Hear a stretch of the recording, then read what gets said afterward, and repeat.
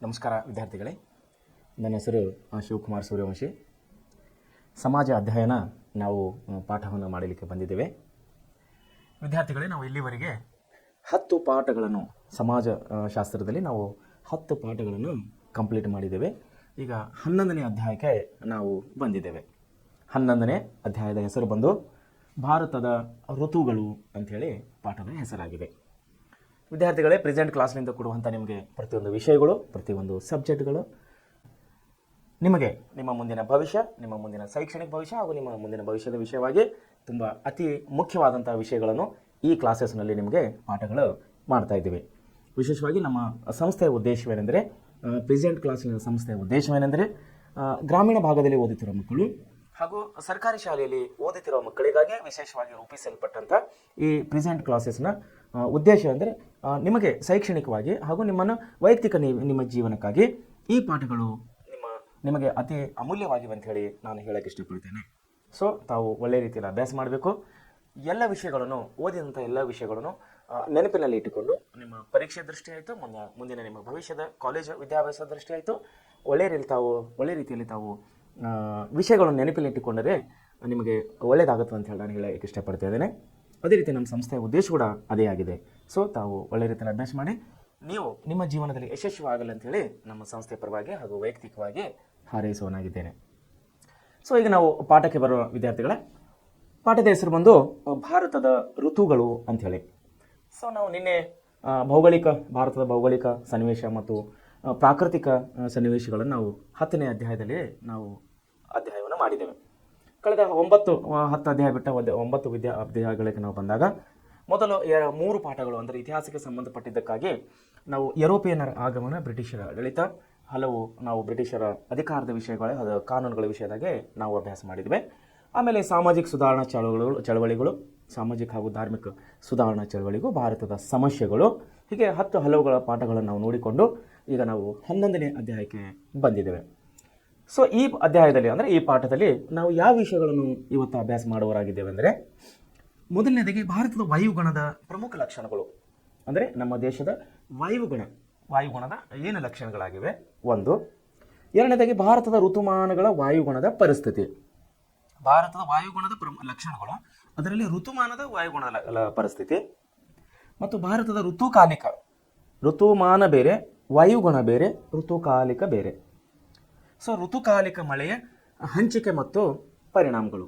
So ಈ 3 ವಿಷಯಗಳ ಬಗ್ಗೆ ನಾವು ಇವತ್ತು ಇಲ್ಲಿ ಅಧ್ಯಯನ ಮಾಡುವರಾಗಿದೆ. ಒಂದು ಭಾರತದ ವಾಯುಗುಣ ಹಾಗೂ ಋತುಮಾನ ಹಾಗೂ ಮೂರನೇದಾಗಿ ಋತುಕಾಲಿಕ.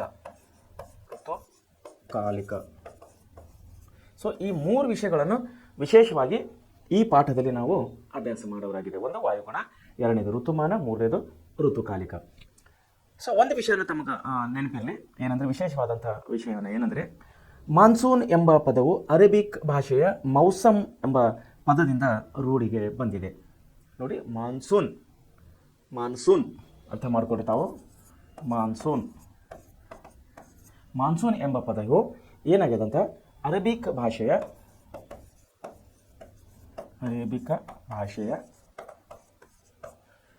ಮೌಸಮ್ ಎಂಬ ಪದದಿಂದ ಈ ಪದವು ರೂಢಿಗೆ ಬಂದಿದೆ. ಮಾನ್ಸೂನ್ ಎಂಬ ಪದವು ಇದು ನಿಯತಕಾಲಿಕ ಅಥವಾ ಋತುಮಾನಿಕ ಎಂಬ ಅರ್ಥವನ್ನು ಒಳಗೊಂಡಿದೆ.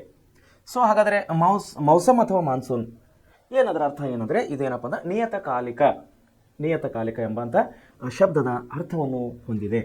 ಸೊ ಇವಾಗ ಕೂಡ ನಮ್ಮ ದೇಶದಲ್ಲಿ ಬಹಳಷ್ಟು ಮುಸ್ಲಿಂ ಬಾಂಧವರು ಅವರ ಭಾಷೆ ಅಂದರೆ ಅರೇಬಿಕ್ ಭಾಷೆ, ಹಿಂದಿ ಭಾಷೆಯಲ್ಲಿ ಮಿಕ್ಸ್ ಆಗಿ ಮಾತನಾಡುವಾಗ ಮೌಸಮ್ ಅನ್ನುವಂಥ ಶಬ್ದಗಳನ್ನು ಯಾವಾಗ ಅವರು ರಿಪೀಟ್ ಮಾಡ್ತಾ ಇರ್ತಾರೆ.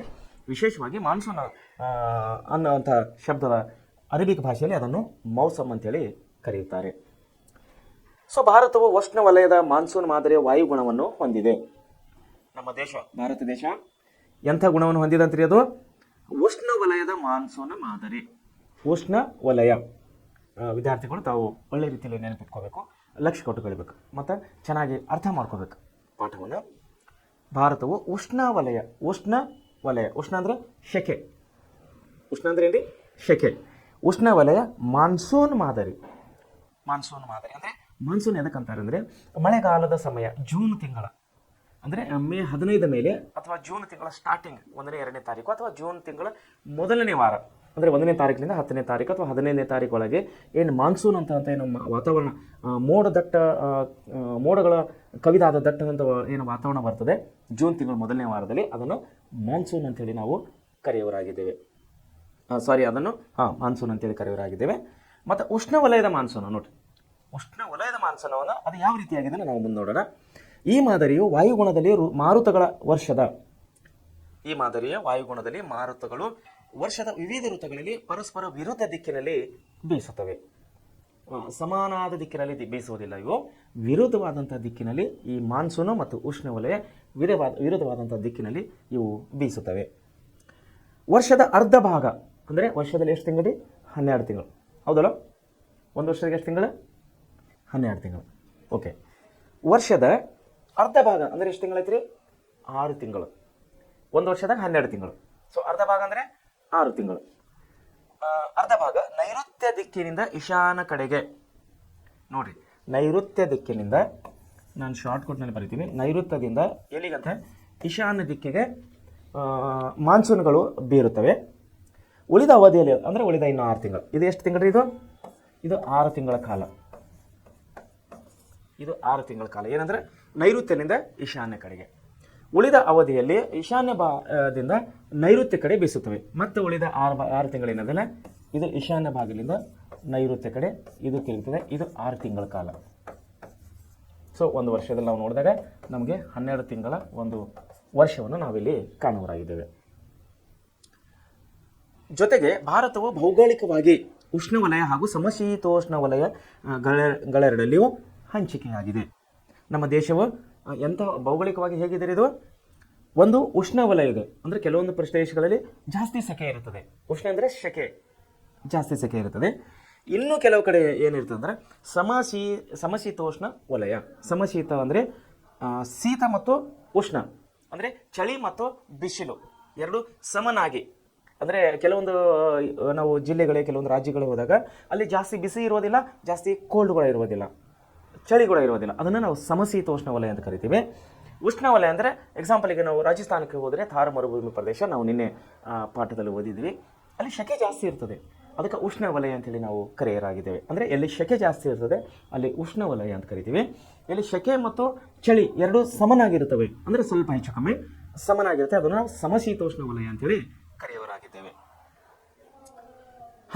ಅಕ್ಷಾಂಶ ಸಮುದ್ರ ಮಟ್ಟದಿಂದ, ಅಕ್ಷಾಂಶ ಮತ್ತು ರೇಖಾಂಶ ನಿಮ್ಗೆ ಯಾರು ಹೇಳ್ತಾರೆ? ಇದು ಗಣಿತದಲ್ಲಿ ಕೂಡ ಬರ್ತದೆ ಮತ್ತು ನಿಮ್ಗೆ ಸೈನ್ಸ್ ಟೀಚರ್ ಕೂಡ ಇದು ಹೇಳ್ತಾರೆ. ಅಕ್ಷಾಂಶ ಮತ್ತು ರೇಖಾಂಶ ಅದರ ಬಗ್ಗೆ ಆಳವಾದ ಅಧ್ಯಯನ ನಿಮ್ಗೆ ವಿಜ್ಞಾನ ಮತ್ತು ಗಣಿತದಲ್ಲಿ ಸಿಗುತ್ತದೆ. ಸೊ ಅಕ್ಷಾಂಶ ಸಮುದ್ರ ಮಟ್ಟದಿಂದ ಇರುವ ಎತ್ತರ, ಸಾಗರಗಳಿಂದ ಇರುವ ದೂರ, ಮಾರುತಗಳ ದಿಕ್ಕು, ಪರ್ವತಗಳ ಶ್ರೇಣಿಗಳು ಹಬ್ಬಿರುವ ರೀತಿ, ಸಾಗರದ ಪ್ರವಾಹಗಳು ಮುಂತಾದವು ಭಾರತದ ವಾಯುಗುಣದ ಮೇಲೆ ಹೆಚ್ಚು ಪ್ರಭಾವ ಬೀರುತ್ತವೆ. ಭಾರತದ ವಾಯುಗುಣ ಮೇಲೆ ಎಂಥ ಒಂದು ವಾತಾವರಣ ಪರಿಣಾಮ ಬೀರ್ತಂದ್ರೆ ಎತ್ತರವಾದಂಥ ಸಮುದ್ರ ಮಟ್ಟ ಇರಬೇಕಂತ, ಸಾಗರಗಳಿಂದ ಇರುವ ದೂರ ಮತ್ತು ಮಾರುತಗಳ ದಿಕ್ಕು, ಪರ್ವತಗಳು ಶ್ರೇಣಿಯನ್ನು ಹಬ್ಬಿರುವಂಥ ಶ್ರೇಣಿಗಳು. ಸೊ ಈ ಅಂಶಗಳ ಆಧಾರ ಮೇಲೆ ಸಾಗರದಲ್ಲಿ ಏಳುವಂಥ ಪ್ರವಾಹಗಳು ಇವು ಭಾರತದ ವಾಯುಗುಣದ ಮೇಲೆ ಹೆಚ್ಚು ಪ್ರಭಾವವನ್ನು ಬೀರುವುದಾಗಿವೆ. ಭಾರತದಲ್ಲಿ ಕಂಡುಬರುವ ವಾರ್ಷಿಕ ವಾಯುಗುಣವನ್ನು 4 ಋತುಮಾನಗಳಾಗಿ ವಿಂಗಡಿಸಲಾಗಿದೆ. ನಮ್ಮ ದೇಶದಲ್ಲಿ ಬರುವಂತಹ ವಾಯುಗುಣ ಅದನ್ನು ಎಷ್ಟು ರೀತಿಯನ್ನು ವಿಂಗಡಣೆ ಮಾಡಲಾಗಿದೆ? 4 ಋತುಮಾನಗಳಾಗಿ ವಿಂಗಡಿಸಲಾಗಿದೆ. ಒಂದು ಬೇಸಿಗೆ ಕಾಲ, ಎರಡನೇದಾಗಿ ಮಳೆಗಾಲ, ಮೂರನೇದಾಗಿ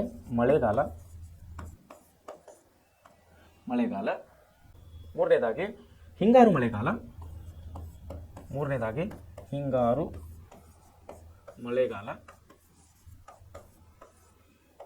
ಹಾಗೂ 4ನೇದಾಗಿ ಚಳಿಗಾಲ ಅಂತೇಳಿ.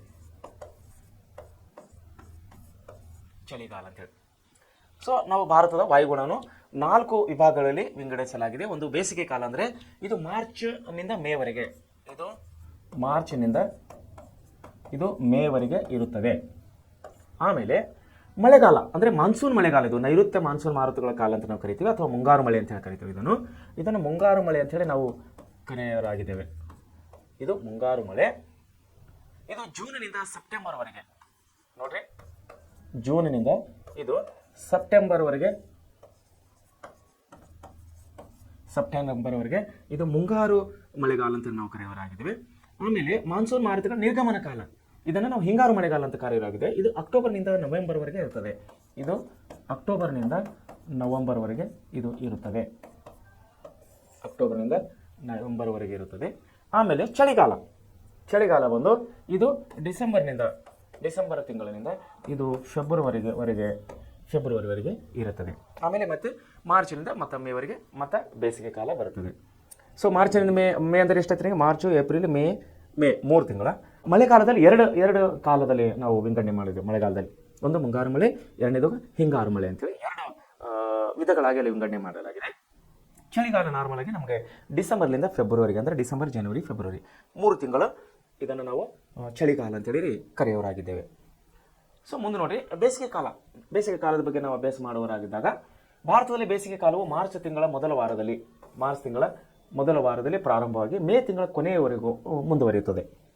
ಈ ಅವಧಿಯಲ್ಲಿ ಸೂರ್ಯನ ಲಂಬ ಕಿರಣಗಳು ಉತ್ತರಾರ್ಧಗೋಳದ ಮೇಲೆ ಬೀಳುವುದರಿಂದ ಭಾರತದಲ್ಲಿ ಉಷ್ಣಾಂಶ ಅಧಿಕವಾಗಿರುತ್ತದೆ. ದೀರ್ಘ ಹಗಲು ಮತ್ತು ಸಮುದ್ರಕ್ಕೆ ದೂರವಾಗಿರುವ ಉತ್ತರ ಭಾರತವು ಹೆಚ್ಚು ಉಷ್ಣಾಂಶದಿಂದ ಕೂಡಿರುತ್ತದೆ. ರಾಜಸ್ಥಾನದ ಗಂಗಾನಗರವು 52% ಅಂದರೆ 52 ಸೆಲ್ಸಿಯಸ್ ಡಿಗ್ರಿಗಳಷ್ಟು ಉಷ್ಣಾಂಶವನ್ನು ದಾಖಲಿಸಿದ್ದು ದೇಶದಲ್ಲಿ ಅತಿ ಹೆಚ್ಚು ಉಷ್ಣಾಂಶವನ್ನು ದಾಖಲಿಸಿರುವ ಪ್ರದೇಶವಾಗಿದೆ. ಸೊ ದಕ್ಷಿಣ ಭಾರತವು 3 ಕಡೆಗಳಲ್ಲಿ ಸಾಗರಗಳಿಂದ ಆವೃತವಾಗಿದ್ದು ಇದರ ಉಷ್ಣಾಂಶದಲ್ಲಿ ಇಳಿಕೆ ಕಂಡುಬರುತ್ತದೆ. ಇದು ಕೇವಲ 32 ಸೆಲ್ಸಿಯಸ್ ಅನ್ನು ನಾವು ಕಾಣುವರಾಗಿದ್ದೇವೆ. ಗರಿಷ್ಠವಾಗಿ 52 ಡಿಗ್ರಿ, ಕನಿಷ್ಠವಾಗಿ 32 ಡಿಗ್ರಿ ಸೆಲ್ಸಿಯಸ್ನಿಂದ 32ರಿಂದ ನಮಗೆ 35 ಸೆಲ್ಸಿಯಸ್ ಡಿಗ್ರಿವರೆಗೆ ಇದನ್ನು ಕಾಣುವರಾಗಿದೆ ಉಷ್ಣಾಂಶವನ್ನು. ಈ ಅವಧಿಯಲ್ಲಿ ಉತ್ತರ ಭಾರತದ ಪ್ರದೇಶ ಮತ್ತು ಪರ್ಯಾಯ ಪ್ರಸ್ಥಭೂಮಿಗಳು ಸಾಕಷ್ಟು ತಂಪಾಗಿರುತ್ತವೆ. ಅಲ್ಲಲ್ಲಿ ಸ್ಥಳೀಯ ಉಷ್ಣಾಂಶ ಮತ್ತು ಪ್ರಚಲನಗಳ ಪ್ರವಾಹಗಳಿಂದ ಏಪ್ರಿಲ್ ಹಾಗೂ ಮೇ ತಿಂಗಳಲ್ಲಿ ಪರಿಸರ ಮಳೆಯಾಗುತ್ತದೆ.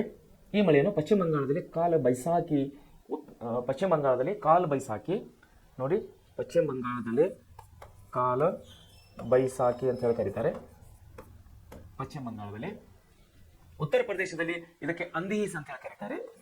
ಉತ್ತರ ಪ್ರದೇಶದಲ್ಲಿ ಇದಕ್ಕೆ ಅಂದೀಸ್ ಅಂತ ಹೇಳಿ ಕರೀತಾರೆ.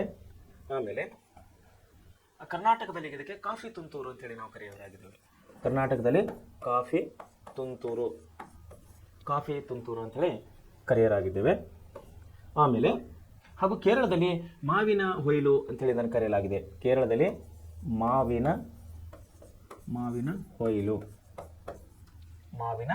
ಹೊಯ್ಲು ಅಂಥೇಳಿ ಇದನ್ನು ಕರೆಯೋರಾಗಿದ್ದೇವೆ.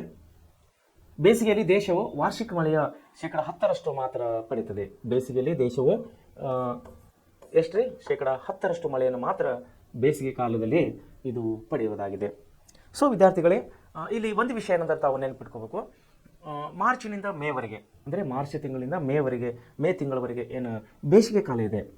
ಈ ಬೇಸಿಗೆ ಕಾಲದಲ್ಲಿ ದೇಶದಲ್ಲಿ ಇಲ್ಲಿವರೆಗೆ ಕಂಡಂಥ ಅತಿ ಹೆಚ್ಚಿನ ಉಷ್ಣಾಂಶ, ಅಂದರೆ ಸರ್ಕಾರ ಮಟ್ಟದಲ್ಲಿ ದಾಖಲೆಯಾದಂಥ ಅತಿ ಹೆಚ್ಚಿನ ಉಷ್ಣಾಂಶ ನಾವು 52 ಡಿಗ್ರಿ ಸೆಲ್ಸಿಯಸ್ ಅನ್ನು ನಾವು ರಾಜಸ್ಥಾನದ 52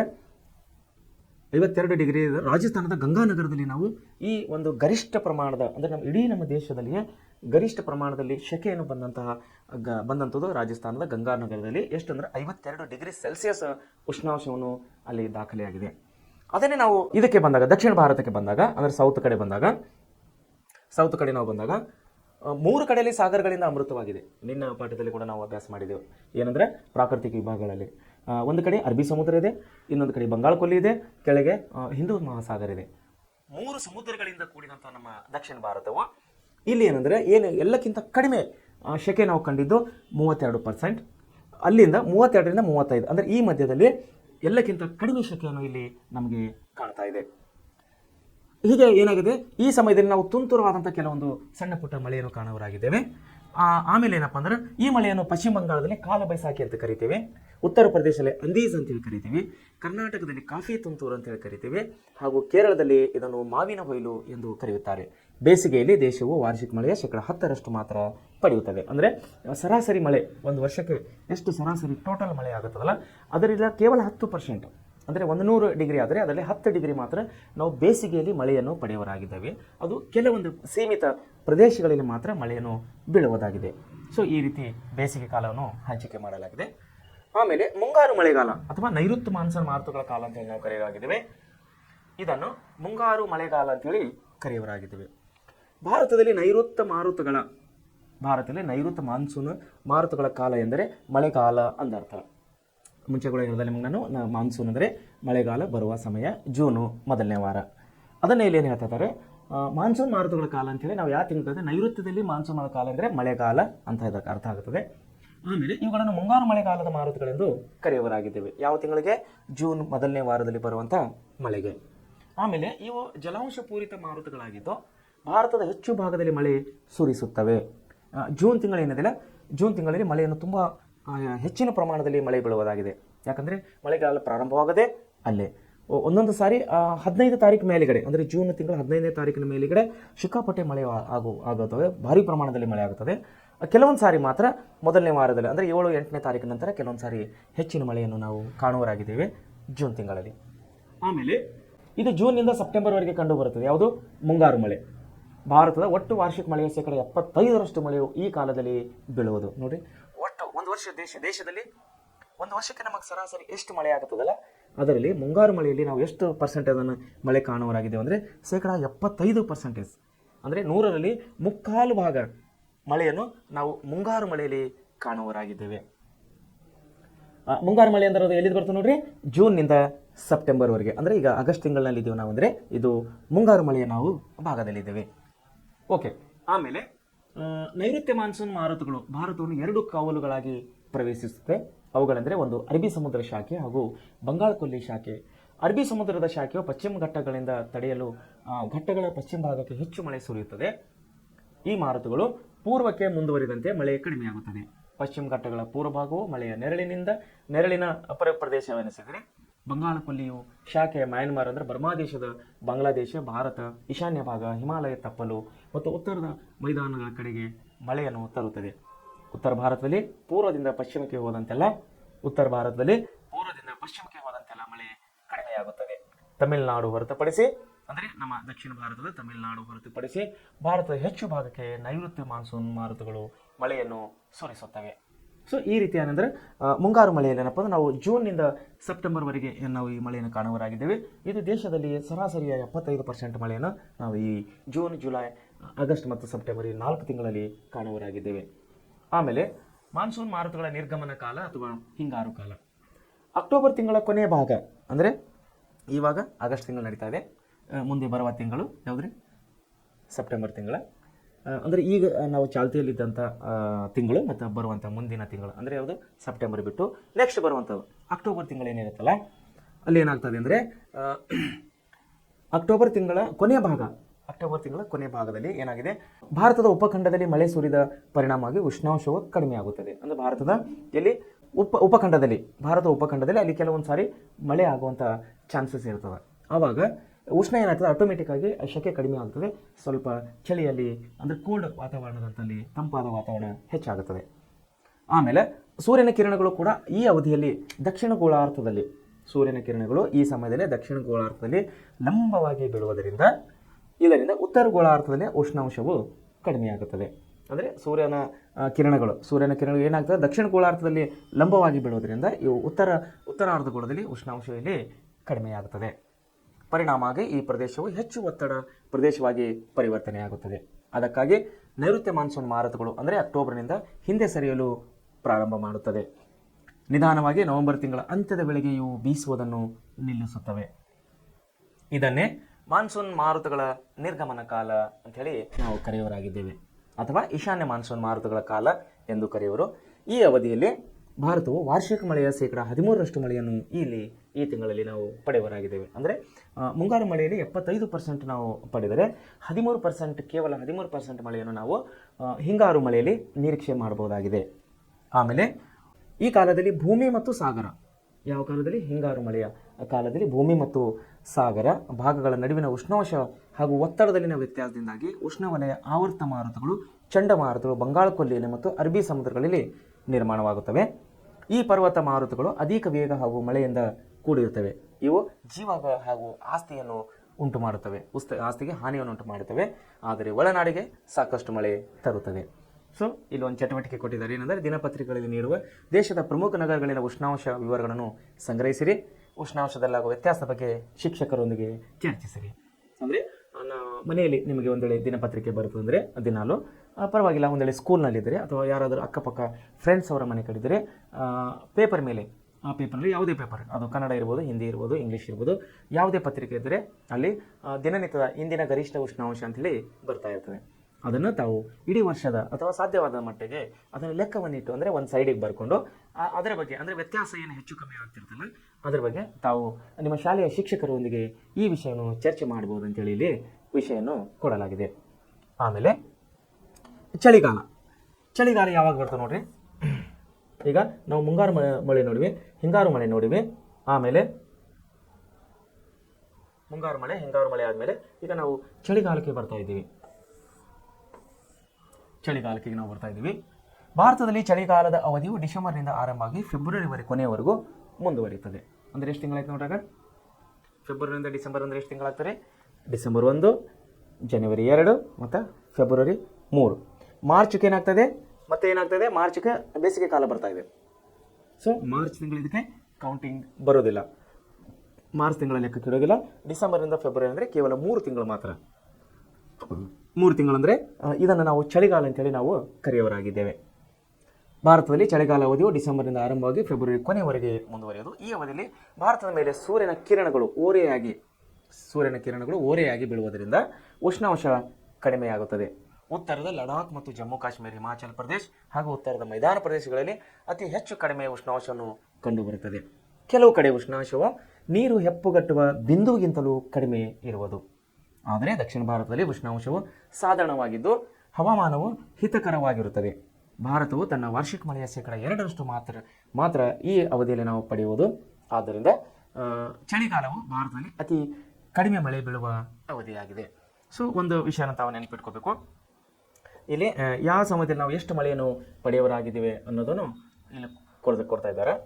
ಇಲ್ಲೇನು ಕೊಡ್ತಾ ಇದ್ದಾರೆ? ಮುಂಗಾರು ಮಳೆಯಲ್ಲಿ ನಾವು ಎಷ್ಟು % ಮಳೆಯನ್ನು ಪಡೆಯುವರಾಗಿದ್ದೇವೆ ಅಂದರೆ ಮುಂಗಾರು ಮಳೆಯಲ್ಲಿ 75% ನಾವು ಮಳೆಯನ್ನು ಕಾಣುವರಾಗಿದೆ. ಆಮೇಲೆ ಹಿಂಗಾರು ಮಳೆಯಲ್ಲಿ ನಾವು ಬಹುಶಃ 13% ಬಂದಿತ್ತಲ್ಲ, ಹಿಂಗಾರು ಮಳೆಯಲ್ಲಿ ನಾವು 13% ಇಲ್ಲಿ ಮಳೆಯನ್ನು ನೋಡಲಾಗಿದ್ದೇವೆ. ಮತ್ತು ಚಳಿಗಾಲದಲ್ಲಿ 2%, ಚಳಿಗಾಲದಲ್ಲಿ ನಾವು 2% ಮಳೆಯನ್ನು ಇಲ್ಲಿ ಕಾಣುವರಾಗಿದ್ದೇವೆ. ಸೊ 13, 75 ಎಂಬ 80-90% ಮಳೆಯನ್ನು ನಾವಿಲ್ಲಿ ಕಾಣುವರಾಗಿದೆ. ಆಮೇಲೆ ಮಳೆಯ ಹಂಚಿಕೆ. ಸೊ ಯಾವ ರೀತಿ ಮಳೆಯನ್ನು ನಮ್ಮ ದೇಶದಲ್ಲಿ ಹಂಚಿಕೆ ಮಾಡಲಾಗಿದೆ ಅಂದರೆ ಇಲ್ಲಿ ತಾವು ಇದರಲ್ಲಿ ನೋಡ್ಬೋದು, ಎಲ್ಲಿ ಮ್ಯಾಪ್ನಲ್ಲಿ ಅಂದರೆ ಭೌಗೋಳಿಕವಾಗಿ ಭೂಪಟದಲ್ಲಿ ತಾವು ನೋಡ್ಬೋದು. ಭಾರತದ ವಾರ್ಷಿಕ ಮಳೆ ಹಂಚಿಕೆ ಹೆಂಗಾಗಿದೆ ಅಂದರೆ ಇದು ಬ್ಲ್ಯಾಕ್ ಕಲರ್ ಅಂದರೆ ಕಪ್ಪು ಚುಕ್ಕಿಯನ್ನು ಕೊಡಲಾಗಿದೆಯಲ್ಲ, ಕಪ್ಪು ಚುಕ್ಕಿ ಅಂದರೆ ಈ ಸುಮಾರು ಪ್ರದೇಶದಲ್ಲಿ ಮತ್ತು ಈ ಕರಾವಳಿ ಪ್ರದೇಶದಲ್ಲಿ ಇದನ್ನು ಕೊಡಲಾಗಿದೆಯಲ್ಲ, ಇಲ್ಲಿ 200 ಸೆಂಟಿಮೀಟರ್ಗಿಂತಲೂ ಜಾಸ್ತಿ ಮಳೆ ಆಗುತ್ತದೆ ಅಂತ ಹೇಳಿ ಕೊಟ್ಟಿದ್ದಾರೆ.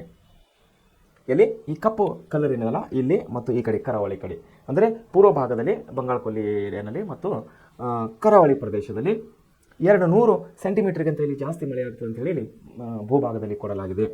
ಆಮೇಲೆ ಅಡ್ಡಗೀತೆಗಳಿದೆಯಲ್ಲ, ಈ ಅಡ್ಡಗೀತೆ ಇಲ್ಲೆಲ್ಲ ಏನಂದ್ರೆ 100ರಿಂದ 200 ಸೆಂಟಿಮೀಟರ್ ಮಳೆ ಆಗುತ್ತೆ ಅಂತ ಹೇಳಿ ಕೊಡಲಾಗಿದೆ. ಆಮೇಲೆ ಈ ರೀತಿಯ ಅಡ್ಡಗೀತೆಗಳಿವೆಲ್ಲ, ಈ ರೀತಿಯ ಅಡ್ಡಗಳು ಇಲ್ಲಿ 60ರಿಂದ 100% ಮಳೆ ಆಗುತ್ತೆ ಅಂತ ಕೊಟ್ಟಿದ್ದಾರೆ. ಆಮೇಲೆ ಇದನ್ನೇ ದೂರದವಾಗಿ ಅಂದರೆ ಈ ರೀತಿ ಏನಿದೆ ದೂರದವಾಗಿ ಇದನ್ನು 40ರಿಂದ 60 ಸೆಂಟಿಮೀಟರು.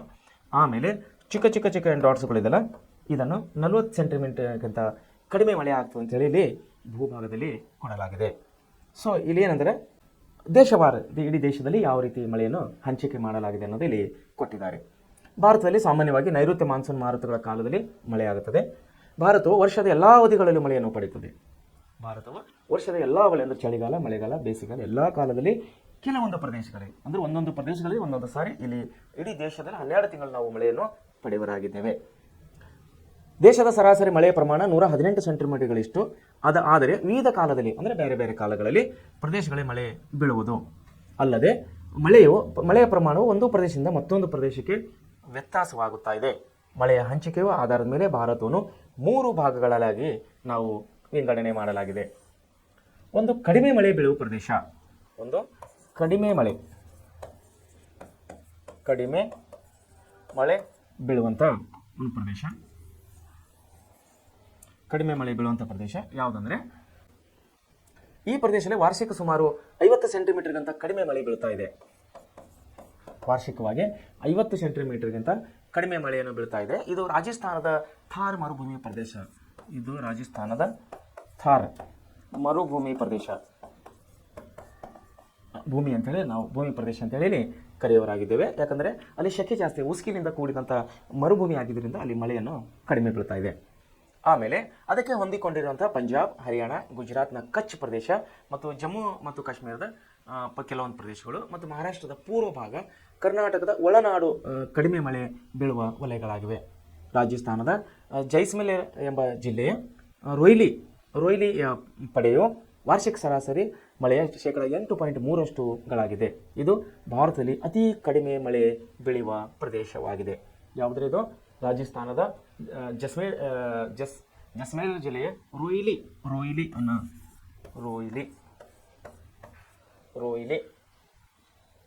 ಅನ್ನುವಂಥ ಪ್ರದೇಶದಲ್ಲಿ ವಾರ್ಷಿಕ ಕೇವಲ 8.3% ಮಾತ್ರ ಇಲ್ಲಿ ಮಳೆ ಬೀಳುವುದಾಗಿದೆ.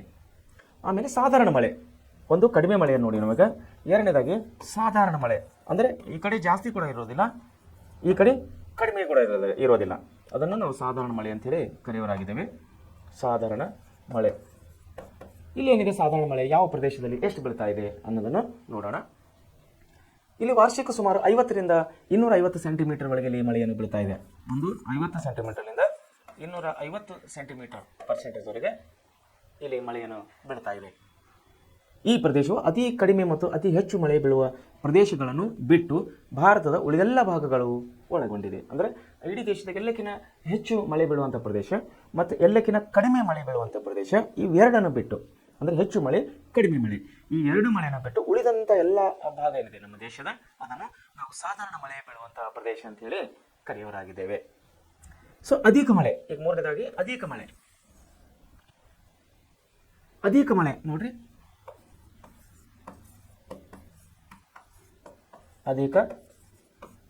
ಒಂದು ಕಡಿಮೆ ಮಳೆ, ಎರಡನೇದಾಗಿ ಸಾಧಾರಣ ಮಳೆ ಮತ್ತು ಮೂರನೇದಾಗಿ ಅಧಿಕ ಮಳೆ. ಈ ಅಧಿಕ ಮಳೆ ಅಂದರೆ ಎಲ್ಲಕ್ಕಿಂತ ಹೆಚ್ಚು ಮಳೆ. ಅಧಿಕ ಅಂದರೆ ಏನ್ರಿ? ಹೆಚ್ಚು ಮಳೆ. ಇಡೀ ನಮ್ಮ ದೇಶದಲ್ಲಿ ಎಲ್ಲಕ್ಕಿಂತ ಜಾಸ್ತಿ ಮಳೆ ಎಲ್ಲಿ ಬೀಳ್ತದೆ, ಅದರ ಬಗ್ಗೆ ನಾವು ಕೆಲವೊಂದು ವಿಶೇಷವಾದಂಥ ಪ್ರಶ್ನೆಗಳು ಕೂಡ ಬರ್ತಾ ಇರ್ತವೆ. ಎಲ್ಲಿ ಸ್ಪರ್ಧಾತ್ಮಕ ಪರೀಕ್ಷೆಗಳಲ್ಲಿ. ಎಂಥ ಪ್ರಶ್ನೆಗಳಂದರೆ, ದೇಶದಲ್ಲಿ ಅತಿ ಹೆಚ್ಚು ಮಳೆಯಾಗುವ ಪ್ರದೇಶ ಯಾವುದು, ದೇಶದಲ್ಲಿ ಅತಿ ಕಡಿಮೆ ಮಳೆಯಾಗುವ ಪ್ರದೇಶ ಯಾವುದು, ಇದನ್ನೇ ಮತ್ತೆ ಇನ್ನೊಂದು ಹೆಂಗೆ ಕೇಳ್ತಾರೆ ರಿವರ್ಸ್ ಮಾಡಿ ಪ್ರಶ್ನೆ, ದೇಶದಲ್ಲಿ ಅತಿ ಉಷ್ಣತೆಯಿಂದ ಕೂಡಿದ ಪ್ರದೇಶ ಯಾವುದು, ಅಂದರೆ ಎಲ್ಲಿ ಮಳೆ ಕಡಿಮೆ ಆಗ್ತದೆ ಅಲ್ಲಿ ಉಷ್ಣ ಜಾಸ್ತಿ ಇರ್ತದೆ. ವಿದ್ಯಾರ್ಥಿಗಳಿಗೆ ತಾವು ಲಕ್ಷ್ಯ ಕೊಡಬೇಕು. ಎಲ್ಲಿ ಮಳೆ ಕಡಿಮೆ ಆಗ್ತದೆ ಅಂದರೆ ಎಲ್ಲಿ ಮಳೆ ಕಡಿಮೆ ಆಗುವ ಪ್ರದೇಶ ಅಂತ ಹೇಳಿ ಪ್ರಶ್ನೆ ಕೇಳಿದಾರಲ್ಲ, ಅದನ್ನೇ ತಾವು ರಿವರ್ಸ್ ಮಾಡ್ಕೊಂಡು ಅಲ್ಲಿ ಇನ್ನೊಂದು ಪ್ರಶ್ನೆಯನ್ನು ತಯಾರು ಮಾಡ್ಕೋಬೇಕು ತಾವು. ಅತಿ ಹೆಚ್ಚು ಉಷ್ಣ ಇರುವಂಥ ಪ್ರದೇಶ, ಎಲ್ಲಿ ಮಳೆ ಕಡಿಮೆ ಆಗ್ತದೆ ಅಲ್ಲಿ ಉಷ್ಣ ಜಾಸ್ತಿ ಇರ್ತದೆ. ಸೊ ಎಲ್ಲಿ ಮಳೆ ಜಾಸ್ತಿ ಆಗುತ್ತೆ ಅಲ್ಲಿ ಉಷ್ಣ ಕಡಿಮೆ ಇರ್ತದೆ. ಸಿಂಪಲ್ ಇದು. ಅಂದರೆ ಎಲ್ಲಿ ಮಳೆ ಇರ್ತದೋ ಅಲ್ಲಿ ಮಳೆ ಜಾಸ್ತಿ ಇರ್ತದೋ ಅಲ್ಲಿ ಶೆಕೆ ಕಡಿಮೆ ಇರ್ತದೆ, ಎಲ್ಲಿ ಮಳೆ ಕಡಿಮೆ ಆಗ್ತದೆ ಅಲ್ಲಿ ಶೆಕೆ ಜಾಸ್ತಿ ಇರ್ತದೆ. ನೋಡಿರಿ, ಅಧಿಕ ಮಳೆ ಬೀಳುವಂಥ ಪ್ರದೇಶನ ನಾವು ಈಗ ಆಲ್ರೆಡಿ ನಮಗೆ ಗೊತ್ತಿದ್ದ ಹಾಗೆ ನಾವು ದೇಶದಲ್ಲಿ ಎಲ್ಲಕ್ಕಿಂತ ಜಾಸ್ತಿ ಮಳೆ ಅಂದರೆ ಎಲ್ಲಕ್ಕಿಂತ ಹೆಚ್ಚು ಮಳೆ ಆಗುವಂಥ ಪ್ರದೇಶವಂತ ನಾವು ಚಿರಾಪುಂಜಿ ಅಂಥೇಳಿ ಕರೆಯೋರಾಗಿದ್ದೇವೆ. ಚಿರಾಪುಂಜಿ ಅಂತ ನಮ್ಮ ದೇಶದ ಚಿರಾಪುಂಜಿ ಅನ್ನುವಂಥ ಒಂದು ಪ್ರದೇಶದಲ್ಲಿ ವಾರ್ಷಿಕವಾಗಿ ಇಡೀ ದೇಶದಲ್ಲಿ ಎಷ್ಟು ಮಳೆ ಆಗ್ತದಲ್ಲ ಎಲ್ಲಕ್ಕಿಂತ ಹೆಚ್ಚು ಮಳೆ ಆಗೋದು ಚಿರಾಪುಂಜಿಯಲ್ಲಿ. ಆಮೇಲೆ ಕರ್ನಾಟಕದಲ್ಲಿ ನಾವು ನಮ್ಮ ರಾಜ್ಯಕ್ಕೆ ಬಂದಾಗ ಅಂದರೆ ಕರ್ನಾಟಕ ರಾಜ್ಯಕ್ಕೆ ಬಂದಾಗ ಇಲ್ಲಿ ಎಲ್ಲಕ್ಕಿಂತ ಹೆಚ್ಚಿಗೆ ಮಳೆ ಆಗೋದು ಯಾವ ಪ್ರದೇಶದಲ್ಲಿ ಅಂದರೆ ಬಹುಶಃ ತಮಗೆ ಗೊತ್ತಿರಬೇಕು. ಒಂದು ವೇಳೆ ಗೊತ್ತಿದ್ದರೆ ಚೆನ್ನಾಗಾಯ್ತು, ಗೊತ್ತಿಲ್ಲ ಅಂದರೆ ತಾವು ಮಕ್ಕಳು ತಿಳ್ಕೋಬೇಕು. ಕರ್ನಾಟಕ ರಾಜ್ಯದಲ್ಲಿ ನಮ್ಮಲ್ಲಿ ಶಿವಮೊಗ್ಗ ಜಿಲ್ಲೆ ಆಗುಂಬೆ ಅನ್ನುವಂಥ ಪ್ರದೇಶದಲ್ಲಿ ನಮ್ಮ ಕರ್ನಾಟಕದ ಎಲ್ಲಕ್ಕಿಂತ ಹೆಚ್ಚಾಗಿ ಮಳೆ ಬೀಳುತ್ತದೆ. ಎಲ್ಲಿ? ಆಗುಂಬೆ. ಸೊ ಮುಂದೆ ನಾವು ಅಭ್ಯಾಸಕ್ಕೆ ಬರೋಣ. ಅಧಿಕ ಮಳೆ ಬೀಳುವಂಥ ಇವು ಪ್ರದೇಶಗಳು ಯಾವೆಂದ್ರೆ ನೋಡ್ರಿ, ವಾರ್ಷಿಕ ಸುಮಾರು 250 ಸೆಂಟಿಮೀಟರ್ಗಿಂತ ಹೆಚ್ಚು ಮಳೆ ಬೀಳುವ ಭಾಗಗಳನ್ನು ನಾವು ಅಧಿಕ ಮಳೆ ಬೀಳುವ ಪ್ರದೇಶಗಳಂಥೇಳಿ ಕರೆಯುವರಾಗಿದ್ದೇವೆ. ಅಂದರೆ 250 ಸೆಂಟಿಮೀಟರ್ 250 ಸೆಂಟಿಮೀಟರ್ 250% ಜಾಸ್ತಿ, ಅಂದರೆ ಇದಕ್ಕಿಂತ ಪ್ಲಸ್ 250 ಸೆಂಟಿಮೀಟರ್ಗಿಂತ ಜಾಸ್ತಿ ಮಳೆ ಅಂದರೆ ಹೆಚ್ಚು ಮಳೆ ಅದೇ ಕೊಟ್ಟಿದ್ದಾರೆ ನೋಡಿ. ವಾರ್ಷಿಕ 250 ಸೆಂಟಿಮೀಟರ್ಗಿಂತ ಹೆಚ್ಚು ಮಳೆ ಬೀಳುವ ಭಾಗಗಳನ್ನು ನಾವು ಅಧಿಕ ಮಳೆ ಬೀಳುವ ಪ್ರದೇಶಗಳಂಥೇಳಿ ಕರೆಯುವರಾಗಿದ್ದೇವೆ ಅಥವಾ ಗುರುತಿಸುತ್ತೇವೆ. ಪಶ್ಚಿಮ ಘಟ್ಟಗಳ ಪಶ್ಚಿಮ ಭಾಗ ನೋಡಿ, ಪಶ್ಚಿಮ ಘಟ್ಟಗಳ ಪಶ್ಚಿಮ ಭಾಗ ಮತ್ತು ಪಶ್ಚಿಮ ಘಟ್ಟಗಳ ಪಶ್ಚಿಮ ಭಾಗ, ಆಮೇಲೆ ಪಶ್ಚಿಮ ಬಂಗಾಳ, ಪಶ್ಚಿಮ ಘಟ್ಟಗಳ ಪಶ್ಚಿಮ ಭಾಗ, ಪಶ್ಚಿಮದ ಬಂಗಾಳ, ಆಸಾಂ ಹಾಗೂ ಈಶಾನ್ಯ ರಾಜ್ಯಗಳು ಈ ವಲಯದಲ್ಲಿ ಸೇರಿವೆ. ಅಂದರೆ ಎಲ್ಲಕ್ಕಿಂತ ಹೆಚ್ಚು ಮಳೆ ಆಗೋದು ಎಲ್ಲಂತ ಪಶ್ಚಿಮ ಘಟ್ಟಗಳು, ಒಂದು ಪಶ್ಚಿಮ ಘಟ್ಟಗಳು ಅಂಥೇಳಿ ಇಲ್ಲಿ ಎಲ್ಲಕ್ಕಿಂತ ಹೆಚ್ಚು ಮಳೆ ಆಗುತ್ತದೆ ನಮ್ಮ ದೇಶದಲ್ಲಿ, ಒಂದು ಪಶ್ಚಿಮ ಘಟ್ಟಗಳು. ಎರಡನೇದಾಗಿ ಮತ್ತು ಅದರ ಪಶ್ಚಿಮ ಭಾಗ ಪಶ್ಚಿಮ ಬಂಗಾಳ ಮತ್ತು ಆಸಾಂನಲ್ಲಿ ಕೂಡ ಜಾಸ್ತಿ ಮಳೆ ಆಗ್ತದೆ. ಹಾಗೂ ಈಶಾನ್ಯ ರಾಜ್ಯಗಳು ಅಂದರೆ ಮೇಘಾಲಯ, ಮಣಿಪುರ, ನಾಗಾಲ್ಯಾಂಡ್ ಇವೆಲ್ಲ ನಾವು ಈಶಾನ್ಯ ರಾಜ್ಯಗಳು ಅಂತ ಕರಿತೀವಿ. ಲೈಕ್ ಪಾರ್ಟ್ ಆಫ್ ದ ಪಶ್ಚಿಮ ಬಂಗಾಳ ಅಂದರೆ ಕೋಲ್ಕತ್ತಾನ ಕೆಲವೊಂದು ಪ್ರದೇಶಗಳನ್ನು ನಾವು ಈಶಾನ್ಯ ರಾಜ್ಯ ಅಂತೇಳಿ ಕರೆಯಲಾಗಿದ್ದೇವೆ. ಸೊ ಈಶಾನ್ಯ ರಾಜ್ಯಗಳು ಈ ವಲಯದಲ್ಲಿ ಸೇರಿರ್ತವೆ. ಅಂದರೆ 250 ಸೆಂಟಿಮೀಟರ್ಗಿಂತ ಜಾಸ್ತಿ ಮಳೆಯಾಗುವಂಥ ಪ್ರದೇಶಗಳು ಯಾವುವು? ಈಶಾನ್ಯ ರಾಜ್ಯಗಳು. ಅದರಲ್ಲಿ ಈ ವಲಯದಲ್ಲಿ ಸೇರುತ್ತವೆ. ಯಾವ ವಲಯದಲ್ಲಿ? ಅಧಿಕ ಮಳೆಯಾಗುವಂಥ ವಲಯದಲ್ಲಿ. ಅಂದರೆ ಅಧಿಕ ಮಳೆಯಾಗುವಂಥ ವಲಯದಲ್ಲಿ ಯಾವ್ಯಾವ ಪ್ರದೇಶಗಳು? ಪಶ್ಚಿಮ ಘಟ್ಟಗಳು, ಪಶ್ಚಿಮ ಬಂಗಾಳ, ಆಸಾಂ ಮತ್ತು ಈಶಾನ್ಯದ ರಾಜ್ಯದ ಕೆಲವು ಪ್ರದೇಶಗಳು. ಸೊ ಇಲ್ಲೇನಾಗಿದೆ ಅಂದರೆ ಮೇಘಾಲಯದ ಮಾಸಿನ್ ರಾಮ್ ದೇಶದಲ್ಲಿ ಅತ್ಯಧಿಕ ಮಳೆ ಪಡೆಯುವಂಥ ಒಂದು ಪ್ರದೇಶವಾಗಿದೆ. ನೋಡ್ರಿ ಇಲ್ಲಿ ಮೇಘಾಲಯದ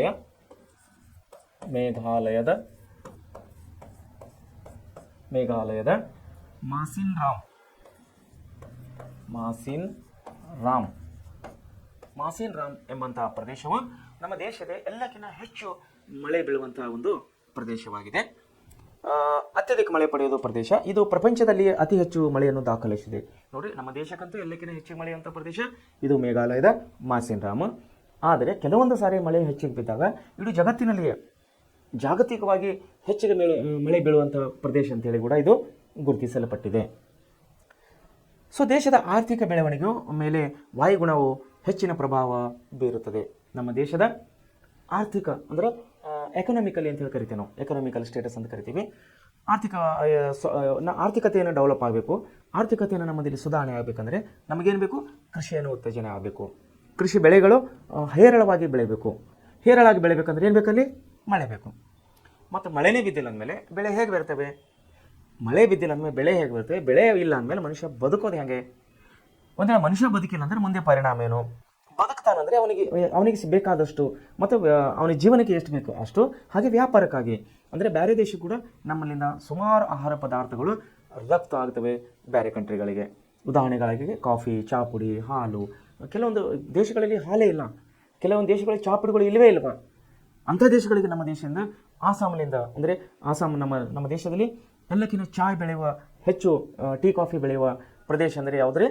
ಆಸಾಂ. ನಮ್ಮ ದೇಶದಲ್ಲಿ ನಾವು ಕರ್ನಾಟಕಕ್ಕೆ ಬಂದಾಗ, ನಮ್ಮ ಕರ್ನಾಟಕ ರಾಜ್ಯಕ್ಕೆ ಬಂದಾಗ ಎಲ್ಲಕ್ಕಿಂತ ಹೆಚ್ಚು ಬೆಳೆಯನ್ನು ಬೆಳೆಯೋದು ನಾವು ಚಿಕ್ಕಮಗಳೂರು ಜಿಲ್ಲೆ ಅಂತೇಳಿ ಕರೆಯುವರಾಗಿದ್ದೇವೆ. ಚಿಕ್ಕಮಗಳೂರು ಜಿಲ್ಲೆಯಲ್ಲಿ ತುಂಬ ಟೀ ಕಾಫಿಯಲ್ಲಿ ಬೆಳೀತಾರೆ. ಯಾಕಂದರೆ ಅಲ್ಲಿ ಭೂಮಿಯು ಇಳಿಜಾರದಿಂದ ಕೂಡಿದೆ. ಅಂದರೆ ಕಾಫಿ ಗಿಡ ಅಥವಾ ಟೀ ಕಾಫಿಗೆ ಏನಿದಿಲ್ಲ, ಆ ಮಳೆಗೆ ಏನಂದ್ರೆ ಆ ಬೆಳೆಗೆ ಮಳೆ ಜಾಸ್ತಿ ನಿಲ್ಲಂಗಿಲ್ಲ. ಅಂದರೆ ನೀರು ನಿಲ್ಲಂಗಿಲ್ಲ. ನೀರು ನಿಂತರ ಏನಾಗ್ತದೆ? ಮಳೆ ಜಾಸ್ತಿ ಆಗಿ ಆ ಗಿಡ ಸುಟ್ಟು ಹೋಗಿಬಿಡ್ತದೆ.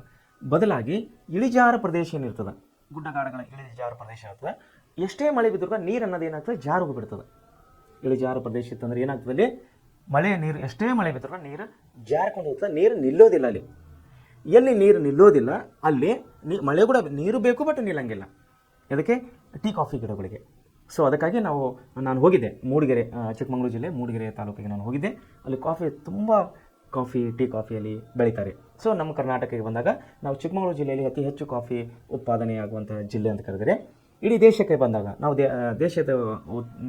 ದೇಶದ ಒಂದು ಅಳತೆಯ ಮೂಲಕವಾಗಿ ನಾವು ನೋಡಿದಾಗ ಅಲ್ಲಿ ಏನಂದ್ರೆ ಆಸಾಂ ಅಂದರೆ ಇದು ಕೂಡ ಈಶಾನ್ಯ ರಾಜ್ಯಗಳಿಗೆ ಬರ್ತದೆ, ಈಶಾನ್ಯ ದಿಕ್ಕಿಗೆ. ಇಲ್ಲಿ ಕೂಡ ಏನಪ್ಪ ಅಂದರೆ ಎಲ್ಲಕ್ಕಿಂತ ಹೆಚ್ಚಿಗೆ ಟೀ ಕಾಫಿ ಬೆಳೆಯುವಂಥ ರಾಜ್ಯವಾಗಿದೆ ಆಸಾಂ. ಅದಕ್ಕಾಗಿ ನೋಡಿರಿ, ಮಾರ್ಕೆಟ್ನಲ್ಲಿ ಹೋದಾಗ ತಾವು ಯಾವಾಗಾರ ಯಾವಾಗಾದರೂ ಮನೆಯಲ್ಲಿ ಚಹಾ ಪುಡಿ ಇದ್ದರೆ, ಟೀ ಪಾಕೆಟ್ಸ್ ಇದ್ದರೆ ಅದ್ರ ಮೇಲೆ ಬರೆದಿರ್ತಾರೆ ಆಸಾಮ್ ಟೀ ಅಂತೇಳಿ. ಅಂದರೆ ಅಲ್ಲಿ ತುಂಬ ತುಂಬ ಪ್ರಮಾಣದಲ್ಲಿ, ಭಾರಿ ಪ್ರಮಾಣದಲ್ಲಿ ಈ ಚಹಾ ಪುಡಿಗಳನ್ನು ಅಲ್ಲಿ ಬೆಳೆಸ್ತಾರೆ. ಆಮೇಲೆ ನೋಡ್ರಿ, ಆರ್ಥಿಕ ಬೆಳವಣಿಗೆ. ನೋಡಿ ಯಾಕೆ ಈ ವಿಷಯ ಬಂತಂದ್ರೆ, ನಮ್ಮ ದೇಶದ ಆರ್ಥಿಕ ಬೆಳವಣಿಗೆಯಲ್ಲಿ ಕೃಷಿ ಅತಿ ಮಹತ್ತರವಾದ ಪಾತ್ರವನ್ನು ಹೊಂದಿದೆ. ನಮ್ಮ ದೇಶದ ಆರ್ಥಿಕ ಬೆಳವಣಿಗೆಯಲ್ಲಿ ಕೃಷಿ ಕ್ಷೇತ್ರವು ಅತಿ ಮಹತ್ವವಾದಂಥ ಪಾತ್ರವನ್ನು ಹೊಂದಿದೆ. ಸೊ ಕೃಷಿ ಬೆಳವಣಿಗೆ ಆಗಬೇಕಂದ್ರೆ ಏನಾಗಬೇಕು ರೀ? ಮಳೆ ಬರಬೇಕು. ಎಷ್ಟು ಮಳೆ ಬದಲಿ ಪ್ರಮಾಣ ಚಲೋ ಮಳೆ ಬರ್ತದೋ ಅಂದರೆ ಕಾಲಕ್ಕೆ ತಕ್ಕ ಸಮಯವಾಗಿ ಅಂದರೆ ಮಳೆ ಚಲೋ ಅಂತಂದ್ಮೇಲೆ ಓನ್ಲಿ 3 ತಿಂಗಳು ಕಂಟಿನ್ಯೂ ನಾನ್ ಸ್ಟಾಪ್ ಮಳೆ ಹೊಡೆದ್ರೆ ನೋ. ಅಂದರೆ ಬೆಳೆಗಳಿಗೆ ಇಲ್ಲಿ ಮಳೆ ನೀರು ಬೇಕು, ಬಿಸಿಲು ಬೇಕು. ಬಿಸಿಲಿಲ್ಲ ಅಂದರೆ ಕೆಲವೊಂದು ಸಸ್ಯ ಕ್ಷೇತ್ರಗಳು, ಕೆಲವೊಂದು ಗಿಡಗಳು ಒಣಗೋಗ್ಬಿಡ್ತವೆ, ಬೆಳೆಗಳು ಬೆಣಗೋಗ್ಬಿಡ್ತವೆ. 2 ಜೊತೆಗೆ 4 ದಿನ ಬದಲಿ 5 ಬದಲಿ 7-8 ದಿನಗಳ ಕಂಟಿನ್ಯೂ ಮಳೆ ಆದರೆ ಮುಗಿತ ಕತೆ. ಕೆಲವೊಂದು ಬೆಳೆ ಸುಟ್ಟೋಗಿಬಿಡ್ತವೆ. ನೀರು ಜಾಸ್ತಿ ಆದರೂ ಕೂಡ ಬೆಳೆಗಳು, ಕೆಲವೊಂದು ಬೆಳೆಗಳು ಸುಡ್ತವೆ. ನೀರು ಕಡಿಮೆ ಆದರೂ ಕೂಡ ಕೆಲವೊಂದು ಬೆಳೆಗಳು ಸುಡ್ತವೆ ಅಂತ ಹೇಳೋಕೆ ಇಷ್ಟಪಡ್ತೀನಿ. ಸೊ ಇದನ್ನು, ಈ ಮಳೆ ಮತ್ತು ಈ ಬೆಳೆ ಇವೆರಡು ಏನಿವೆಲ್ಲ, ಇವು ಒಂದೇ ನಾಣ್ಯದ 2 ಮುಖಗಳಿದ್ದಾಗೆ. ಬೆಳೆ ಅಂದರೆ ಕೃಷಿ ಕ್ಷೇತ್ರ ಮತ್ತು ಮಳೆ ಇಲ್ಲ ಅಂದರೆ ಬೆಳೆ ಇಲ್ಲ, ಬೆಳೆ ಇಲ್ಲ ಅಂದರೆ ಮಳೆ ಇಲ್ಲ. ಸೊ ಹೀಗಾಗಿ ನಮ್ಮ ದೇಶದ ಆರ್ಥಿಕತೆಗೆ ಕೃಷಿ ಕ್ಷೇತ್ರದ ಒಂದು ಬಹುದೊಡ್ಡ ಕೊಡುಗೆ ಆಗಿದೆ ಅಂತ ಹೇಳಕ್ಕೆ ಇಷ್ಟಪಡ್ತೇನೆ. ಸೊ ದೇಶದ ಆರ್ಥಿಕ ಬೆಳವಣಿಗೆ ಮೇಲೆ ವಾಯುಗುಣವು ಹೆಚ್ಚಿನ ಪ್ರಭಾವ ಬೀರುತ್ತದೆ. ಭಾರತದ ಜನತೆಯ ಪ್ರಧಾನ ಉದ್ಯೋಗ ಯಾವುದಾಗಿದೆ? ವ್ಯವಸಾಯ ಆಗಿದೆ. ನೋಡಿ, ನಾನು ಇಷ್ಟೊತ್ತಲ್ಲಿ ನಿಮಗೆ ಕೃಷಿ ಪ್ರಧಾನವಾದಂಥ ದೇಶ. ನಮ್ಮ ದೇಶ ಎಂಥ ಪ್ರಧಾನ ರೀ? ಕೃಷಿ ಪ್ರಧಾನವಾದಂಥ ದೇಶ ಆಗಿದ್ದರಿಂದ ಇಲ್ಲಿ ಏನಪ್ಪ ಅಂದ್ರೆ ಭಾಳಷ್ಟು ರೈತರು, ಭಾರತದ ಜನರ ಉದ್ಯೋಗ ಏನಾಗಿದೆ ಅಂದರೆ ವ್ಯವಸಾಯ ಆಗಿದೆ. ನೈಋತ್ಯ ಮಾನ್ಸೂನ್ ಮಾರುತಗಳು ಒಂದು ವಿಧದಲ್ಲಿ, ಮಾರುತದ ಮಾನ್ಸೂನ್ಗಳು ಒಂದು ವಿಧದಲ್ಲಿ ದೇಶದ ವ್ಯವಸಾಯವನ್ನು ನಿಯಂತ್ರಿಸುವ ಮಟ್ಟಿಗೆ ವಾಯುಗುಣವನ್ನು ಹೊಂದಿದೆ. ಈ ಮಳೆ ವಿಫಲವಾದರೆ, ಅಂದರೆ ಈ ಮಾನ್ಸೂನ್ ಮಳೆ ಈಗ ಬರ್ತಾ ಇದೆಯಲ್ಲ, ಇದು ಮಾನ್ಸೂನ್ ಮಳೆ, ಈ ಮಳೆ ವಿಫಲವಾದರೆ ಬರಗಾಲವು ಖಚಿತ. ಅಂದರೆ ಮಳೆ ಬಂದಿಲ್ಲ ಅಂದರೆ ಬರಗಾಲ ಬೀಳುತ್ತದೆ. ಅತಿ ಹೆಚ್ಚಾದಾಗ ಪ್ರವಾಹ ಉಂಟಾಗಿ, ನೋಡಿ ಮಳೆ ಅತಿ ಹೆಚ್ಚಾದರೂ ಕೂಡ ಪ್ರವಾಹ ಉಂಟಾಗಿ ಎಲ್ಲ ಬೆಳೆಗಳನ್ನು ಕೊಚ್ಕೊಂಡು ಹೋಗ್ಬಿಡ್ತದೆ. ಅನೇಕ ಪ್ರಾಣ ಪಾಸ್ತಿಗಳು ಕೂಡ ಹಾನಿ ಆಗ್ತದೆ. ಆದ್ದರಿಂದಲೇ ಭಾರತದ ವ್ಯವಸಾಯವನ್ನು ಮಾನ್ಸೂನ್ ಮಾರುತಗಳೊಡನೆ ಆಡುವ ಜೂಜಾಟ ಅಂಥೇಳಿ ಕರೆಯಲಾಗಿದೆ. ಮಾನ್ಸೂನ್ ಮಾರುತಗಳಿಂದ ಆಡುವ ಜೂಜಾಟ ಅಂಥೇಳಿ ಇಲ್ಲಿ ಕರೆಯೋರಾಗಿದೆ. ಸೊ ಮಾನ್ಸೂನ್ ಮಳೆ ಏನಿದೆ, ಇಡೀ ನಮ್ಮ ದೇಶನೆಲ್ಲ ಇಡೀ ಮಾನವ ಕುಲಕ್ಕೆ ಒಂದು ಒಳ್ಳೆಯ ಮಳೆಯಾಗಿದೆ, ಒಂದು ಅವಶ್ಯಕತೆ ಇರುವಂಥ ಮಳೆಯಾಗಿದೆ. ಅದು ಹೇಳಿದ್ರಲ್ಲ, ಮಳೆ ಬಂದಿಲ್ಲ ಅಂದರೆ ಬರಗಾಲ, ಮಳೆ ಜಾಸ್ತಿ ಬಂದರೆ ಆಸ್ತಿ ಪಾಸ್ತಿಗಳಿಗೆ ಹಾನಿ. ಸೊ ಈ ಮನುಷ್ಯನಿಗೆ ಬೇಕು, ಈ ಕಡೆ ಮಳೆ ಜಾಸ್ತಿನೂ ಬೇಡ, ಈ ಕಡೆ ಕಡಿಮೆನೂ ಬೇಡ. ಅಂದರೆ ಅವನಿಗೆ ತಕ್ಕ ಹಾಗೆ ಮಳೆ ಬೆಳೆಗಳಿಗೆ ಬೇಕಾದ ಸಮಯದಲ್ಲಿ ಮಳೆಯನ್ನು ಬೀಳುತ್ತದೆ. ದೇವರಿಗೆ ಕೂಡ ಗೊತ್ತಿದೆ, ಮೇಲಿನ ದೇವರಿಗೆ ಕೂಡ ಗೊತ್ತಿದೆ ಮಳೆ ಯಾವಾಗ ಕೊಡಬೇಕು, ಎಷ್ಟು ಕೊಡಬೇಕು. ಸೊ ಆ ಒಂದು ಪ್ರಮಾಣದಲ್ಲಿಯೇ ಮಳೆ ಬರ್ತಾ ಇರ್ತದೆ. ಕೆಲವೊಂದು ಪ್ರದೇಶಗಳಲ್ಲಿ ಅಂದರೆ ಜನರ ದುರಹಂಕಾರ, ಅತಿ ವಿಶ್ವಾಸ, ಆ ಒಂದು ಶಾಣೆತನ ಅಂತೇಳಿ ನಾವು ಕರಿತೀವಲ್ಲ, ಈ ಒಂದು ಎಲ್ಲಿ ಹೆಚ್ಚಿಗಾಗಿದೆಯೋ, ಈ ಅತಿ ವಿಶ್ವಾಸ, ಅತಿ ಶಾಣೆತನ ಎಲ್ಲಿ ಹೆಚ್ಚಿಗಾಗಿದೆಯೋ ಅಲ್ಲಿ ದೇವರು ಅವರು ಬೆನ್ನು ಮುರಿಯಲಿಕ್ಕೆ ನಿಂತಿದ್ದಾನೆ. ಅಂದರೆ ಅಲ್ಲಿ ಅತಿವೃಷ್ಟಿಯಾಗುತ್ತದೆ ಅಥವಾ ಅನಾವೃಷ್ಟಿಯಾಗುತ್ತದೆ. ಅಂದರೆ ಕೆಲವೊಂದು ಸಾರಿ ಮಳೆ ಹೆಚ್ಚು ಬಂದು ಬೆಳೆ ಕೊಚ್ಕೊಂಡು ಹೋಗ್ತದೆ, ಬರಗಾಲ ಬರ್ತದೆ. ಕೆಲವೊಂದು ಸಾರಿ ಮಳೆನೇ ಬರುವುದಿಲ್ಲ, ಬೆಳೆನೇ ಬೆಳೆಯೋದಿಲ್ಲ. ಅಂದರೆ ರೈತರ ಅವರಿಗೆ ಹೇಗೆ ಕಂಟ್ರೋಲ್ ಮಾಡಬೇಕು ಅನ್ನೋದು ದೇವರಿಗೆ ಗೊತ್ತಿದೆ. ಸೊ ಈ ರೀತಿ ದೇವರು ಏನು ಮಾಡ್ತಾ ಇದ್ದಾನೆ, ಮನುಷ್ಯನಿಗೆ ಯಾವ ಸಮಯದಲ್ಲಿ ಎಷ್ಟು ಮಳೆ ಬೇಕು, ಎಲ್ಲಿ ಬೇಕು ಅನ್ನೋದು ಅವನೇ ನಿರ್ಧರಿಸುವನಾಗಿದ್ದಾನೆ. ಈ ವಿಷಯದಲ್ಲಿ ಮನುಷ್ಯನು ಏನೂ ಮಾಡಲಿಕ್ಕೆ ಸಾಧ್ಯ ಇಲ್ಲ, ಯಾವುದೇ ಸೈಂಟಿಸ್ಟ್ ಏನು ಮಾಡೋಕ್ಕೆ ಸಾಧ್ಯ ಇಲ್ಲ, ಯಾವುದೇ ವಿಜ್ಞಾನಿ ಕೂಡ ಏನು ಮಾಡೋಕ್ಕೆ ಸಾಧ್ಯವಿಲ್ಲ ಮಳೆ ವಿಷಯದಲ್ಲಿ. ಯಾಕಂದರೆ ಅದು ಮನುಷ್ಯನ ಕೈಯಲ್ಲಿ ಇಲ್ಲ. ಸೊ ಹೀಗಾಗಿ ನಮ್ಮ ಈ 11ನೇ ಅಧ್ಯಾಯ ಅತಿ ಮುಖ್ಯವಾದಂಥ ಅಧ್ಯಾಯವಿದೆ ಅಂತೇಳಿ ನಾನು ನಿಮ್ಮನ್ನು ಹೇಳೋಕ್ಕೆ ಇಷ್ಟಪಡ್ತಿದ್ದೇನೆ. ಸೊ ನಾವು ಇಷ್ಟವರೆಗೆ ನೋಡಿದಂಥ ಎಲ್ಲ ಪಾಠ ವಿಷಯಗಳು ತಾವು ಒಳ್ಳೆ ರೀತಿಯಲ್ಲಿ ಅಭ್ಯಾಸ ಮಾಡಿ ಮುಂದಿನ ನಿಮ್ಮ ಜೀವನ, ಮುಂದಿನ ನಿಮ್ಮ ಶೈಕ್ಷಣಿಕ ಒಂದು ವಿದ್ಯಾಭ್ಯಾಸದಲ್ಲಿ ತಾವು ಯಶಸ್ವಿ ಆಗಲಿ ಅಂಥೇಳಿ ನಾನು ಸಂಸ್ಥೆಯ ಪರವಾಗಿ, ಅಂದರೆ ಪ್ರಿಜೆಂಟ್ ಸಂಸ್ಥೆಯ ಪರವಾಗಿ ಹಾಗೂ ವೈಯಕ್ತಿಕವಾಗಿ ನಾನು ನಿಮ್ಮನ್ನು ಹಾರೈಸುವನಾಗಿದ್ದೇನೆ. ಧನ್ಯವಾದಗಳು.